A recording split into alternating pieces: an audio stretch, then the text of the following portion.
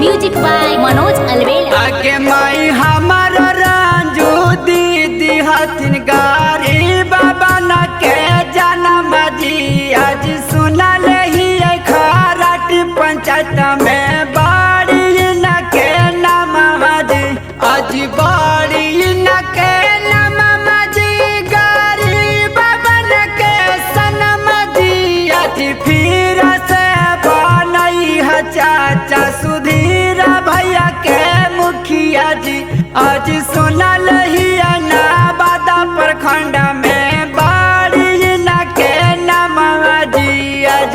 दोस्तों, सुधीर भैया और रंजू दीदी के कहना है कि चौमुखी विकास होगा यही मेरा इरादा है, चौमुखी विकास होगा यही मेरा इरादा है, सबका सपना पूरा होगा यही मेरा वादा है। पंचायत की जनता जिंदाबाद, खराब पंचायत का मुखिया कैसा हो, रंजू दीदी जैसा हो, माँ बहनों का मुखिया कैसा हो, भैया जैसा हो।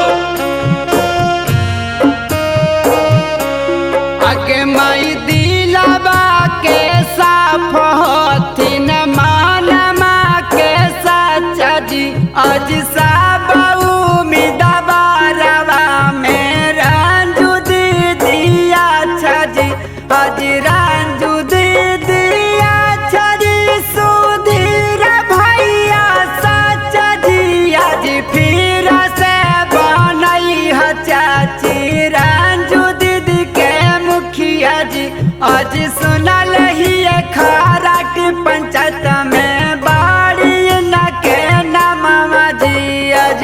दोस्तों, कि जितना ही नहीं है लक्ष्य हमारा विकास कार्य को चरम तक पहुंचाना है, जितना ही नहीं है लक्ष्य हमारा विकास कार्य को चरम तक पहुंचाना है। शिक्षित संपन्न हो गांव का हर घर, शिक्षित संपन्न हो गांव का हर घर, यह लक्ष्य हमें पूरा करके दिखाना है।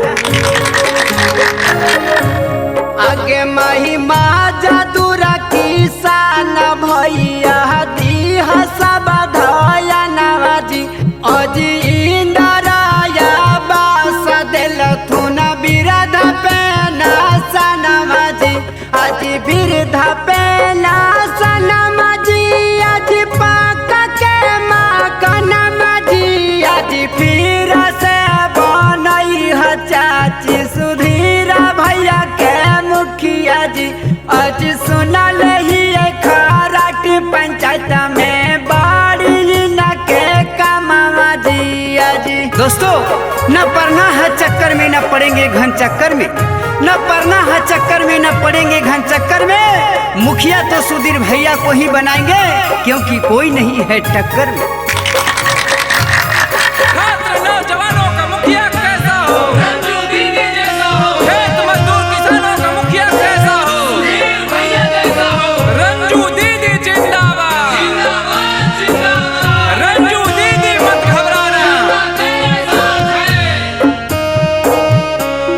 आगे माई गाँव में नाली गली दिल थुन बाना बाई जी आज घर घर नाला जाला दिल थुन लागा बाई जी आज गाली बाला बाई जी आज नाला लागा बाई जी सुधीर भैया के जीतई है चाची है कर थुन भलाई जी आज सुनल ही खराट पंचायत में बाड़ी न के नाम जी आज बाड़ी न के नाम जी आज सुंदर न के कमाम जी आज फिर से बनई है चाचा सुधीर भैया के मुखिया जी आज फिर से बनई है भैया रंजू दीदी के